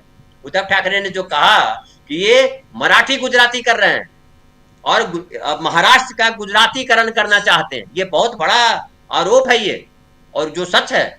जी बिल्कुल बिल्कुल, यहाँ बहुत कुछ इन दोनों राज्यों से निकल के आ रहा है और चुनाव काफी आगे बढ़ चुका है। इसमें ऐसे वक्त में जब एक हैं सेफ हैं या बटेंगे तो कटेंगे के नारे, और वहां पर इन सब के ऊपर संविधान कितना भारी दिखाई देता है, जाति आधारित जनगणना का वादा ये कितना भारी दिखाई देता है। जरा अमलेंदु जी आपसे भी समझना चाहता हूं, नारों के बीच उलझा हुआ क्या ये पूरा का पूरा चुनाव माना जाए, या यहां पर उसका रिफ्लेक्शन देखेंगे जो हमने लोकसभा चुनाव में देखा? महाराष्ट्र की बात खासकर मैं कर रहा हूं। राजीव जी, महाराष्ट्र में नारे जो है वो फेल हो रहे हैं, और महाराष्ट्र का चुनाव जो है वो पूरा लोकसभा की तर्ज पे ही जा रहा है, बल्कि उससे और आगे बढ़ के जा रहा है। लोकसभा के चुनाव में तो फिर भी थोड़ा सा भारतीय जनता पार्टी को सहारा मिल गया था, जैसा कि धनंजय जी ने कहा कि भाई बीजेपी को सहारा मिला वो एकनाथ शिंदे से मिला। आज तो एकनाथ शिंदे खुद संकट में, और बीजेपी ने खुद उनके लिए संकट पैदा किया है। यानी देवेंद्र फडणवीस जिस तरीके से फड़फड़ा रहे हैं और बीजेपी जिस तरीके से फड़फड़ा रही है, उससे तो साफ तौर पर समझा जा रहा है कि सबसे पहले काम तो एकनाथ शिंदे के लिए लगा रहे हैं। और एकनाथ शिंदे को अगर बीजेपी आला कमान से कहना पड़ रहा है कि भाई आप गठबंधन धर्म का पालन कीजिए, तो समझा जा सकता है कि कितना ज्यादा इनके अंदर संघर्ष चल रहा है। राजीव जी, उधर अजीत पवार जिस तरीके से बातें कर रहे हैं वो साफ तौर पर कह रहे हैं कि मोदी जी की कोई आवश्यकता नहीं है। अरे जब मोदी जी की आवश्यकता नहीं है तो आवश्यकता किसकी है? यानी अजीत पवार खुद को सबसे बड़ा नेता मानकर चल रहे हैं। इधर राजीव जी देवेंद्र फडणवीस के सामने भी बीजेपी में संकट है। जो कॉन्स्पिरेसी थ्योरीज चल रही हैं उनमें यह भी है कि अगर सरकार बन जाती है बीजेपी की, तो देवेंद्र फडणवीस नहीं बनेंगे मुख्यमंत्री, वो दिल्ली से पीयूष गोयल भेजे जाएंगे, क्योंकि गुजराती लॉबी जो है वो देवेंद्र फडणवीस से भरोसा नहीं कर रही है, ये रहा है। तो जो देवेंद्र फडणवीस को दिल्ली में पहले बंगला अलर्ट कर दिया गया है, तो बंगला इसीलिए अलर्ट किया गया है कि अगर सरकार बनती है या बनाई जाती है किसी तरीके से तोड़-फोड़ करके, तो देवेंद्र फडणवीस नहीं, फिर देवेंद्र फडणवीस का जो है अभी तो कराया था 12वीं के बाद इंटरप्ट करा दिया जाएगा हाई स्कूल, और दिल्ली भेज दिया जाएगा, और पीयूष गोयल यहाँ से भेज दिए जाएंगे मुंबई। ये भी एक चल रहा है। तो जितना इनके अंदर जो संघर्ष चल रहा है राजीव जी, तो ये इनको संभालना बड़ा भारी मुश्किल पड़ रहा है। अब देखिए संविधान के कितने ज्यादा विरोधी हो गए हैं, यानी फर्जी कोई किताब छाप ली, उसमें कोरे कागज रख के उसको दिखाते फिर रहे हैं कि ये इस संविधान में तो कोरे कागज है। अरे संविधान से इनकी इतनी ज्यादा दुश्मनी हो गई है, और मल्लिकार्जुन खड़गे यही सवाल पूछ रहे हैं कि भाई आपका जो है संविधान से इतनी ज्यादा दुश्मनी क्यों हो गई है? ठीक है, आपने संविधान का विरोध किया था जब संविधान लागू हुआ था, आपने डॉक्टर अम्बेडकर और पंडित नेहरू के सब अपने चलाए थे जिस समय संविधान बनाया गया था, लेकिन आज भी आपको संविधान से दुश्मनी है। और आप अगर प्रधानमंत्री बने हुए हो भारतीय जनता पार्टी के सरकार में किसी संविधान की वजह से, तो इस संविधान से आपकी दुश्मनी क्यों है, ये सवाल अब पूछा जा रहा है। तो प्रधानमंत्री नरेंद्र मोदी और भारतीय जनता पार्टी जिन सवालों को उठाते हैं उन सवालों में खुद गिरते चले जा रहे हैं। ये सबसे बड़ा संकट इनके सामने आ रहा है। और जो इनका आपसी संघर्ष है राजीव जी, वो भी काफी ज्यादा आगे बढ़ता चला जा रहा है, महाराष्ट्र में खास तौर पे, और झारखंड में भी। अब झारखंड में भी देखिए समझौता करना पड़ा किस किस के साथ, चिराग पासवान के साथ, नीतीश कुमार के साथ, आजसू के साथ। पहले तो आप बता रहे थे अकेले आप सरकार बनाने की स्थिति में, और आप जो कह रहे थे कि बांग्लादेशी घुसपैठी, अगर बांग्लादेशी घुसपैठी ही इनका इतना ज्यादा काम कर रहा था, तो आज फिर एजेंसियों को भेजने की जरूरत क्या थी? अगर बांग्लादेशी घुसपैठियों का मुद्दा काम कर रहा था तो एजेंसियों को भेजने की आवश्यकता नहीं थी। इसका मतलब वो काम नहीं कर रहा है। और हो सकता है कि चंपाई सोरेन ने बांग्लादेशी घुसपैठी वहां घुसेड़े हों जब मुख्यमंत्री थे, तो बांग्लादेशी घुसपैठियों घुसेड़ने वाले तो आपके साथ खड़े हुए। अब ये सवाल भी उठ रहे हैं। तो ये जो सवाल उठा रहे हैं उन सवालों में ये है अमलेंदु जी, बगल में बांग्लादेश नहीं है भाई। कोई भी झारखंड की सीमा जो है वो बांग्लादेश से सटी हुई नहीं है। बांग्लादेश के घुसपैठी अगर आएंगे तो किसी और राज्य से आएंगे। और कैसे आप तय करेंगे? और बिल्कुल सही अभी कह रहे थे, धनंजय जी कह रहे थे कि भाई अमित शाह जी, ये रोकने का काम आपका है, आप देश के गृह मंत्री हैं, रक्षा मंत्री साहब राजनाथ सिंह जी, आपका काम है, देश की सुरक्षा का रोल आपका है, आप रोकिए ना। ये काम हेमंत सोरेन का या इधर दिल्ली में अरविंद केजरीवाल का या उधर इन्हीं के राज्यों में देख लीजिए। मध्य प्रदेश में कल को बांग्लादेशी घुसपैठियों की बात करेंगे आप तो मोहन यादव का काम है ये। चलिए इनके ही राज्यों की बात कर लेते हैं। तो बात यह है कि सिंपल सी आप सवाल उठा क्या रहे हैं, किसको मूर्ख बना रहे हैं, किसको बेवकूफ बना रहे हैं, या आपने ये सोच रखा है कि देश की जनता इतनी मूर्ख है, बेवकूफ है, जो आप जिस ढंग से जो बातें आप करते जाएंगे वो सुनती रहेगी, वोट हमको आके देती रहेगी, कि यही मान लिया जाए? ये एक इंपॉर्टेंट सवाल है। जरा फिर से आना चाहता हूं पंकज जी आपके पास। क्या इन मुद्दों पे, जिन मुद्दों पे अभी तक पिछले 10 साल से बहुत कुछ होते हुए हम लोगों ने देख लिया, क्या अभी भी जनता वही घिसी पिटी वही बात पे, चलो आपने कह दिया दिन है तो दिन है, रात है तो रात है?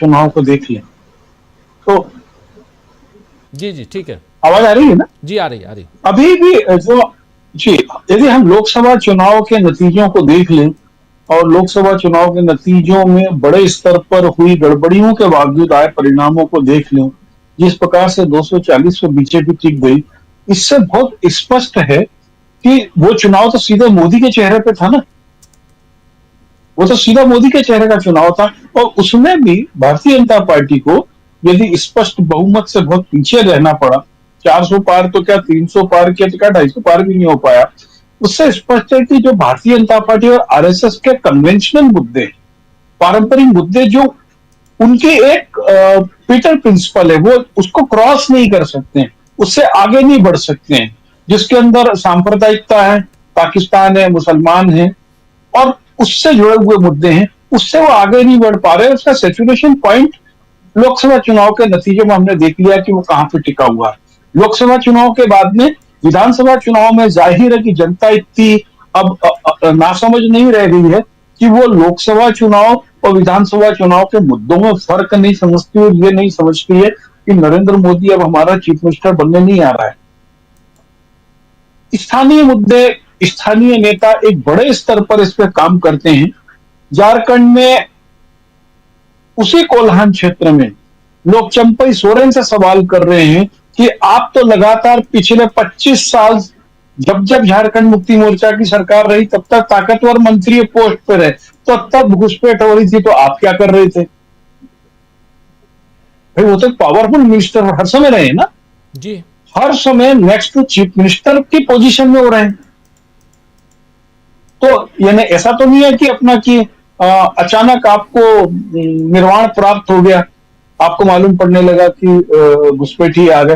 देखिए, जो घुसपैठियों का मसला मूल रूप से सांप्रदायिक मसला है, सांप्रदायिकता को अलग तरीके से प्रस्तुत करने का मुद्दा है, और सांप्रदायिकता का सैचुरेशन पॉइंट बीजेपी पा चुकी है। हर पॉलिटिकल मुद्दे का यील्ड होता है, मैक्सिमम यील्ड अब उनको मिल गया है।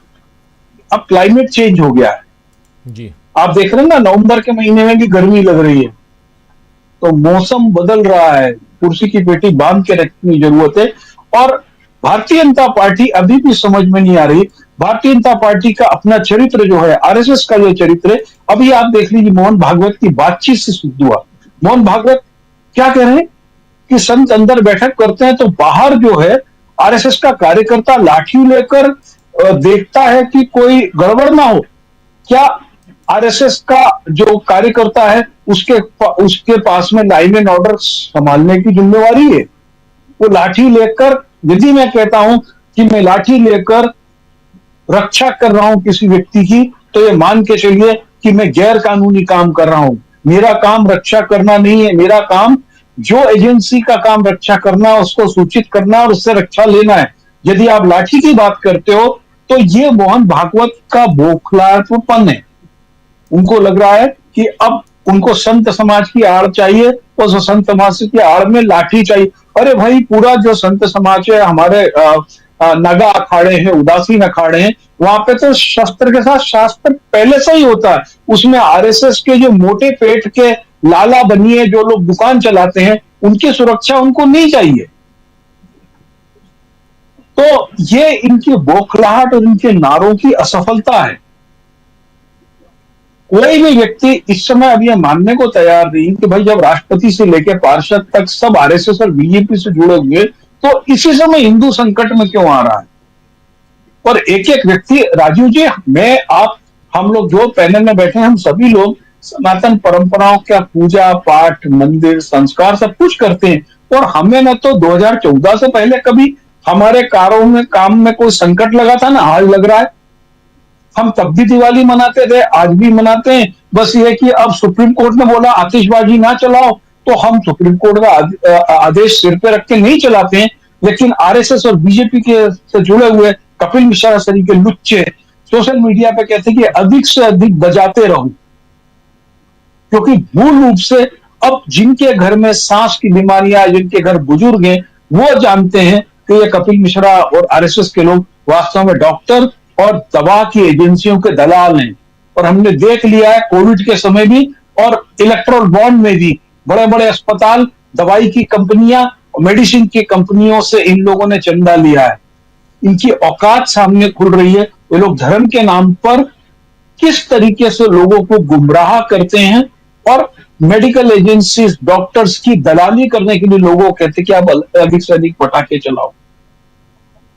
आप बताइए ना, आज तक मोहन भागवत ने 100 साल आरएसएस के हो रहे हैं, पिछले 10 साल में वो तो सरकारी 5 लाख रुपए पर डे की सुरक्षा लेके घूम रहा है, उसका एक सोशल रिस्पॉन्सिबिलिटी है। आज की तारीख तक मोहन भागवत या आरएसएस किसी आदमी ने बोला हो कि हिंदू प्रोसेशंस में अश्लील गालियां, गंदे शब्द वाले गीत ना बजाए जाए, मस्जिद के सामने नाचा ना जाए, आज की तारीख तक बोला है क्या? कभी इन्होंने बोला कि हमको मृत्यु भोज का बहिष्कार करना चाहिए, महंगी शादियों पे बात नहीं करना है। आरएसएस को मजबूत करने में, माफ करना, कांग्रेस सरकार का बहुत बड़ी भूमिका रही है। उसको उन्होंने कभी भी एक पॉलिटिकल ऑर्गेनाइजेशन घोषित नहीं किया, जबकि ऑन रिकॉर्ड आरएसएस के लोग डेपुटेशन पर संगठन मंत्री बन के बीजेपी में जाते हैं। एक बार इसको पॉलिटिकल ऑर्गेनाइजेशन घोषित कर देते, इनके चंदा बंद हो जाते, इनका रिकॉर्ड बनने लगता। और अब आरएसएस की स्थिति यही कि आरएसएस डिलेमा में, पहले इन्होंने पूरी सत्ता पैसा लेकर जैसे भी करके नरेंद्र मोदी के हाथ में दी, नरेंद्र मोदी आरएसएस पे हावी हो गए। अब आरएसएस चाहती है कि मैं भगवान में बाबा को आगे करूं, तो बाबा को आगे करने की जो उनकी लिमिटेशंस हैं वो सामने आ रही है। न खुदाई मिला न विसाले यार सन, न इधर के रहे न उधर के रहे, न ये धर्म की बात कर रहे हैं, न समाज की बात कर रहे हैं, न महंगाई की बात कर रहे हैं। बिल्कुल। अब महंगाई गायब है।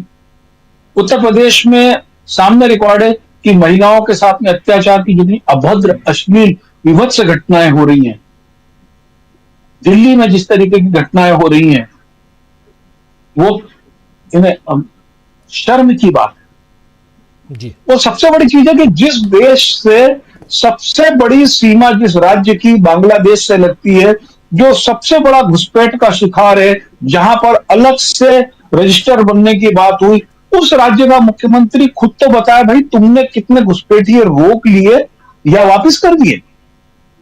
आप वहां तो जवाब दे नहीं पा रहे हैं।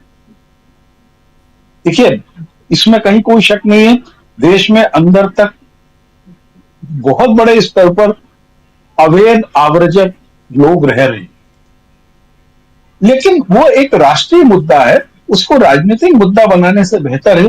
कोई भी राजनीतिक दल नहीं चाहेगा कि हम किसी विदेशी के साथ में अपने देश की जो संसाधन है, सुविधाएं, उनको बांटें। जी।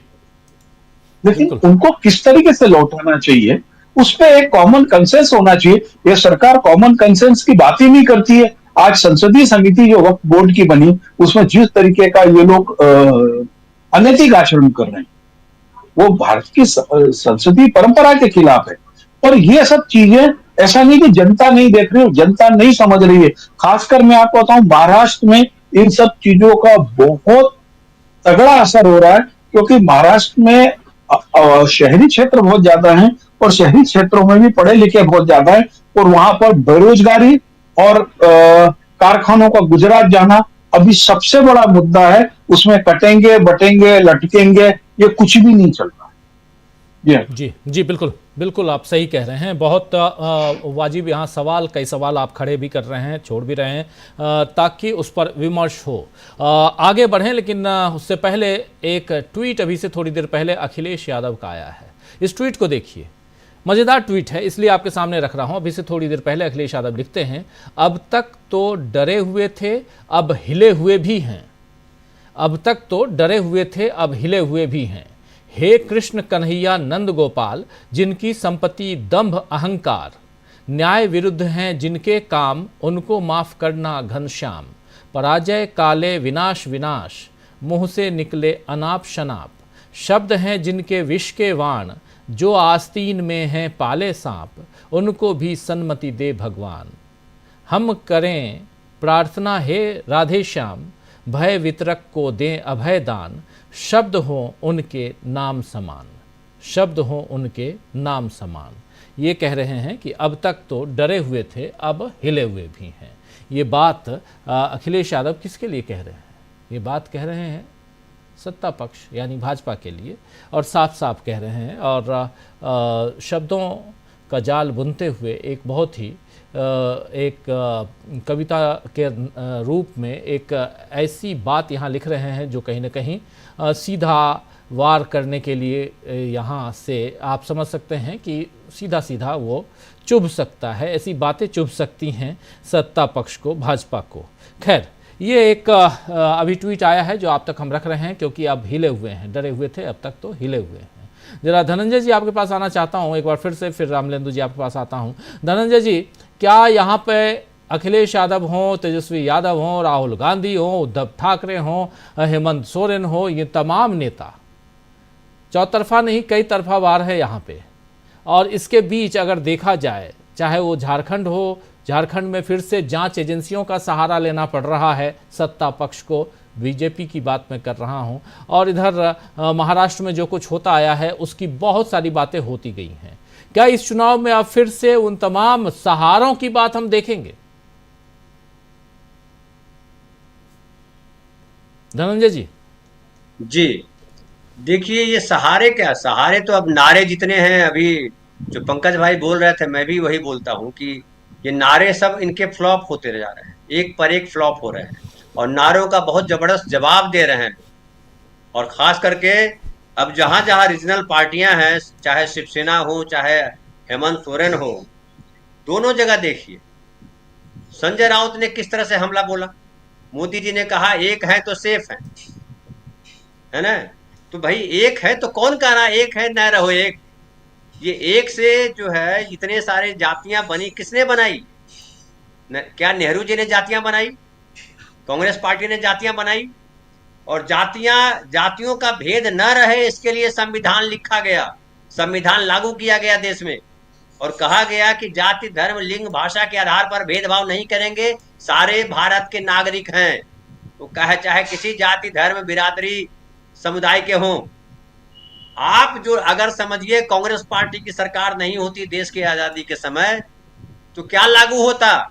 इनके नेता क्या कह रहे थे कि मनुस्मृति है, हमको संविधान की जरूरत नहीं है। अब मनुस्मृति क्या कहता है? ये जो हिंदू राष्ट्र बना रहे हैं क्या संविधान सम्मत बात करते हैं?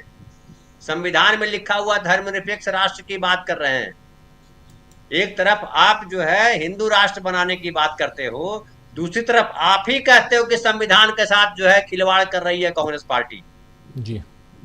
तो भाई ये जो बोल रहे हैं ये बोलने का कोई आधार नहीं है।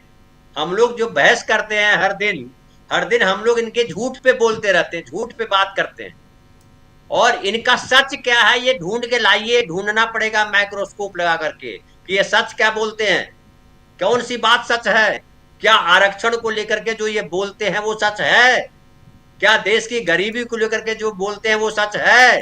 क्या देश में इतनी भारी जो महंगाई हुई उससे गरीबी कम होगी?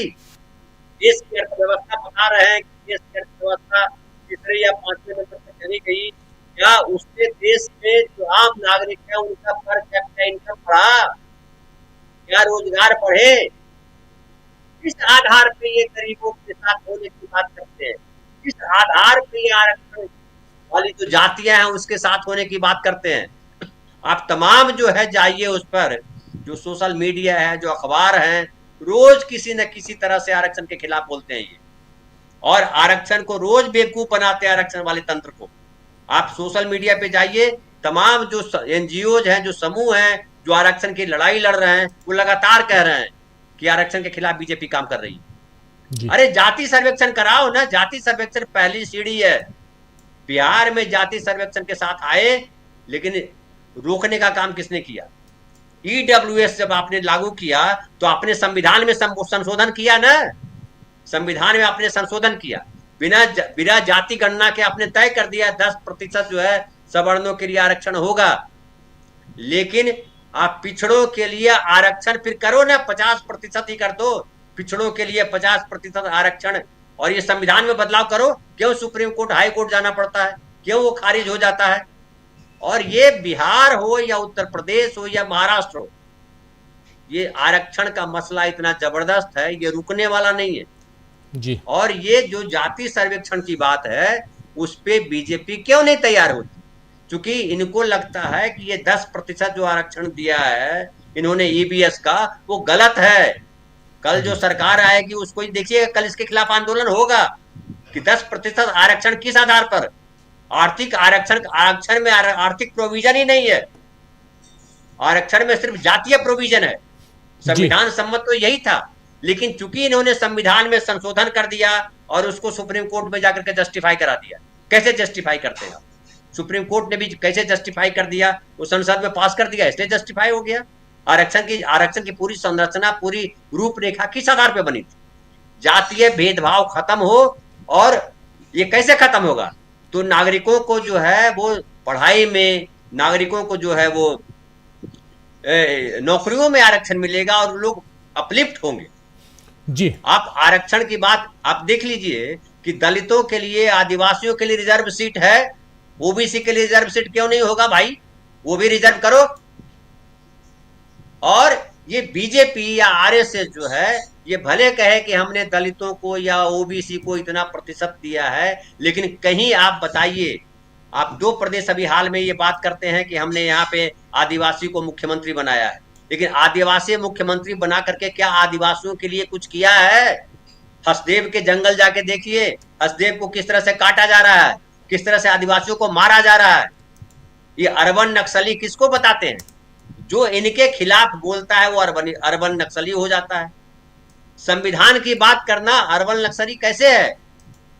और संविधान कह रहा है, मैं बार बार दोहराता हूं इस बात को, कि जाति, धर्म, लिंग, भाषा के आधार पर भेदभाव नहीं होगा।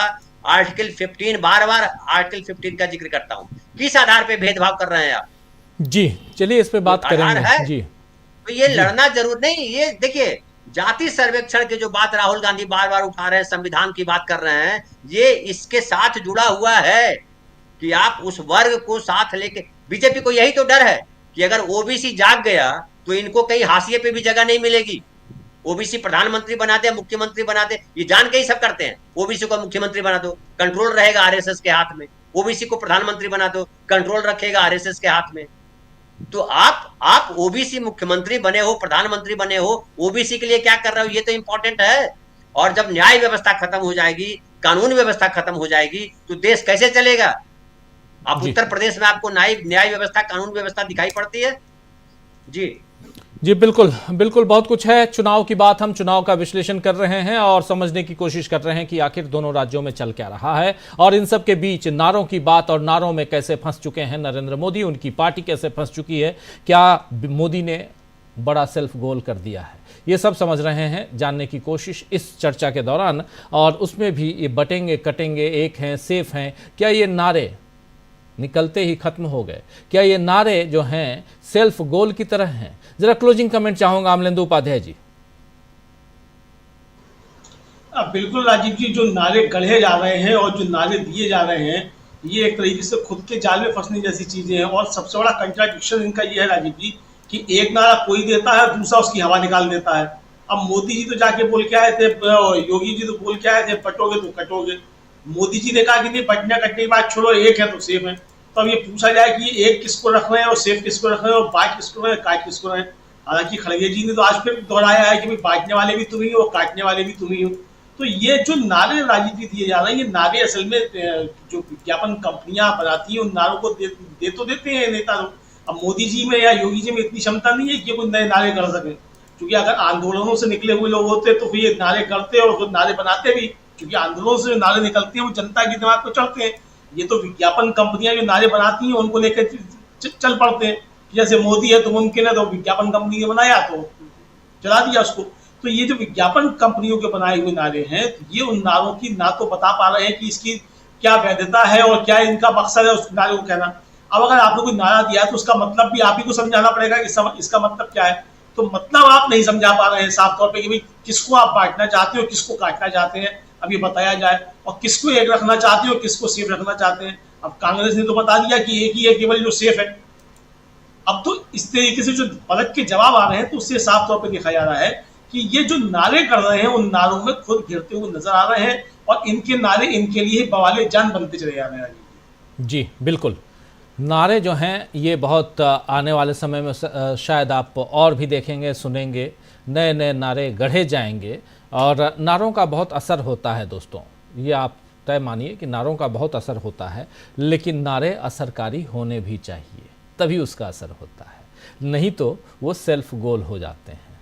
यहाँ दो नारों पे बीजेपी सेल्फ गोल करती हुई नज़र आती है, जिसमें सबसे बड़ा नारा बीजेपी लेकर आई थी और वो भी हरियाणा और जम्मू कश्मीर चुनाव के वक्त योगी आदित्यनाथ के ज़रिए। और सबसे बड़ी चीज़ है कि कई सारे नारे जो हैं उत्तर प्रदेश से निकले हैं, जिसमें ये बटो, और उसमें भी नफरती नारे उत्तर प्रदेश से निकले हैं, जैसे ये बटोगे तो कटोगे। इससे पहले 80 और 20 वाला नारा आपको याद होगा, वो भी उत्तर प्रदेश से ही निकला था।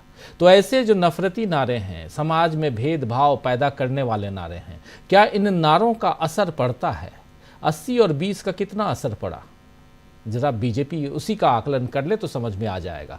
तो नारों का और इन सब के बीच जो ये आप राहुल गांधी के हाथ में देख रहे हैं, सबसे बड़ी चीज़ है कि जितने भी नारे ऐसे सामाजिक भेदभाव बढ़ाने वाले नारे अगर आपके सामने आते हैं, तो ये जो लाल किताब है, जो संविधान की किताब है, ये किताब में वो सारे नारे दफन हो जाते हैं। जैसे ही ये किताब, इसमें जो ऊर्जा है, जो आग है इस किताब में, उससे वो सारे नारे खत्म हो जाते हैं, दफन हो जाते हैं। इसलिए डर लगता है नरेंद्र मोदी को, इसलिए डर लगता है अमित शाह को, इसलिए डर लगता है योगी आदित्यनाथ को, इसलिए डर लगता है बीजेपी को, जो बार बार अब इसके इर्द गिर्द राहुल गांधी को, कांग्रेस पार्टी को और संविधान की रक्षा की बात करने वाले तमाम लोगों को ये अलग अलग रंग से, अलग अलग ढंग से उन्हें डिफेम करने की कोशिश कर रहे हैं। कल से लेकर आज तक आप लोगों ने नरेंद्र मोदी से लेकर अमित शाह तक तब सबकी बात आपने सुन ली होगी। और इन सब के बीच ही जाति आधारित जनगणना है, जिस पर आज एक नया नारा देते हुए नितिन गडकरी को सुने आप लोग,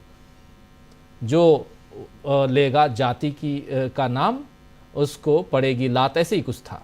अभी थोड़ी देर पहले मैं ही बता रहा था, मैं भूल गया वो नारा, लेकिन चूंकि ऐसे बता रहे हैं, पंकज जी बता रहे हैं। जी पंकज जी, क्या है वो नारा? जो करेगा जाति की बात उसे पड़ेगी लात। लात, जी, उसे पड़ेगी लात। तो ये अब ऐसे देखिए, यहाँ भी लात की बात आप कर रहे हैं, जाति की बात। ठीक है, जाति आधारित भेदभाव नहीं होना चाहिए, लेकिन उसी भेदभाव को दूर करने के लिए जाति आधारित जनगणना की बात हो रही है ना, उसी भेदभाव को दूर करने की, और वही कोशिश तो है। तो ये ऐसी चीजें हैं जिस पर बहुत गंभीरता के साथ विचार करने की जरूरत है, बहुत गंभीरता के साथ विचार करने की जरूरत है। और जब आप गंभीर होएंगे, आप गंभीरता के साथ विचार करेंगे, तभी आगे बढ़ेंगे। जरा वो नितिन गडकरी की बाइट सुन लेते हैं चलते चलते। ये बात और लात वाली जो बात है, जरा सुन लेते हैं चर्चा को खत्म करने से पहले। सुन लीजिए दोस्तों, आप भी सुनिए। मैं तो बहुत साफ हूं, डरता नहीं हूं किसी से। ये नेता लोग जो होते हैं, जो अपने काम पर चुन करने आते, वो जात की बात करते आगे, नहीं फलाना जाति चा। अरे अब यहाँ उत्तर नागपुर में और क्या होता है, तुम्हारे अंदर में है ना, माने कौन से कोसरे और क्या क्या होता है, बावने। हमारे पास कोई जात की नहीं है।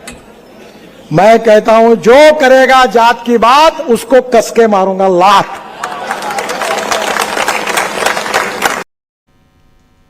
जो करेगा जात की बात उसको कस के मारूंगा लात। मारपीट के अलावा कुछ सूझता ही नहीं है बीजेपी के लोगों को भाई। नितिन गडकरी इतने कद्दावर नेता हैं, लात मारने की बात कर रहे हैं। सर राजीव भाई मोदी जी तो कर रहे हैं जाति की बात, मोदी जी कर रहे हैं जाति की बात, बीजेपी कर रही है जाति की बात, आरएसएस करता है जाति की बात, तो लात मारिए। नहीं डरते तो मारिए, जरा जो संघ के प्रमुख हैं उनको लात मारिए। उन्होंने ही कहा कि हमारा समाज जातियों में बटा हुआ है, हजारों साल सैकड़ों साल जातियों हमारे दलित भाइयों पे हुआ अत्याचार, कुछ लोगों ने किया। एक दिन कहा ब्राह्मणों ने बनाई जात, तो जाके मारिए लात। अरे ये सब झूठे हैं, सब एक ही थैली के चट्टे बट्टे हैं। जी जी बिल्कुल बिल्कुल, आप सही कह रहे हैं। शुरुआत में ये बात हमने भी उठाई थी और बहुत महत्वपूर्ण है कि अगर आप उसको कस के मारूंगा लात की बात आप कर रहे हैं तो आप क्या चीज़ छिपाने की कोशिश कर रहे हैं? आप सिर्फ और सिर्फ ये छिपाने की कोशिश कर रहे हैं कि आप नहीं चाहते हैं कि जातिगत जनगणना हो देश में। ये साफ दिखाई दे रहा है और यहीं पर मुद्दों से आप, मुद्दों के पहाड़ों के तले आप घिरे हुए नजर आते हैं। दब चुके हैं आप कुचले जाएंगे, जनता आपको कुचलेगी। आने वाला वक्त देखिएगा, बहुत कुछ बताएगा। बहुत बहुत शुक्रिया अदा करता हूं धनंजय जी, पंकज जी, अमलेंदु उपाध्याय जी, साथ में जुड़े थे प्रोफेसर रविकांत जी, आप सबका बहुत शुक्रिया, बहुत धन्यवाद। बहुत महत्वपूर्ण चर्चा और नारों की चर्चा बहुत ज़रूरी है। कभी नारों पे पॉडकास्ट लेकर हम आएंगे और पुराने नारों की भी बात हम करेंगे, आज की नहीं उस ज़माने की भी, इंदिरा जी की ज़माने के नारे, उसके बाद के नारे, अटल बिहारी वाजपेयी के ज़माने के नारे और आज के नारे, इन सब की तुलना ज़रूरी है। पॉडकास्ट में आप लोगों के बीच रखूंगा ज़रूर, ये वादा रहा।